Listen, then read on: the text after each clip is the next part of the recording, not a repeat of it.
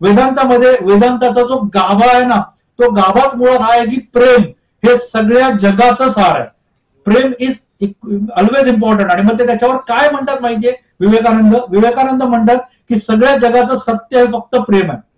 मग ते कोणावरही, जनावरावर असू देत, माणसावर असू देत, झाडावर असू देत, निसर्गावर असू देत, किल्ल्यावर असू देत, कुठेही असू देत, पण प्रेम महत्वाचं आहे. याचा अर्थ काय आहे, म्हणजे यातली बिटवीन द लाईन काय वाचायची, याचा अर्थ द्वेष हे असत्य आहे, प्रेम हे मिलन आहे, तर द्वेष हा भेद आहे. प्रेम हे ऑर्गनायझेशनल आहे, त्यांच्या भाषणामध्ये त्यांनी उल्लेख केलाय. प्रेम हे संघटनात्मक आहे, प्रेम हे लोकांना बांधून ठेवू शकतं.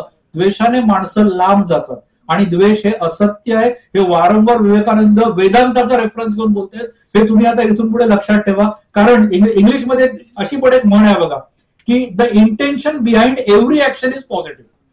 मग मी जाऊन, म्हणजे लादेनने जाऊन जर का बॉम्ब टाकला आणि लादेनने जाऊन जर का अमेरिकेचं एअरपोर्ट उडवलं, तर त्याचा अर्थ काय होता माहितीये, त्याचं इंटेन्शन जे होतं ते होतं की यांना धक्का देणं. पॉझिटिव्ह आहे ना, कोणाला तरी धक्का देणं पॉझिटिव्ह इंटेन्शन आहे ना. शिवाजी महाराजांनी अफजल खानाचा कोथळा काढला, पॉझिटिव्ह इंटेन्शन आहे ना. मारलंय, हत्या केली, ते म्हणतात आम्ही केलंय, मारलंय त्यांना, पण इंटेन्शन काय होतं की अफजल खान जो इंटरनॅशनल माणूस आहे, इंटरनॅशनल म्हणजे का, कारण त्याने औरंगजेबाला पकडलं होतं आणि औरंगजेबाला पकडलेल्या अफजल खानाला जर मी मारलं तर ऑटोमॅटिकली मी कोण होणार, इंटरनॅशनल होणार ना.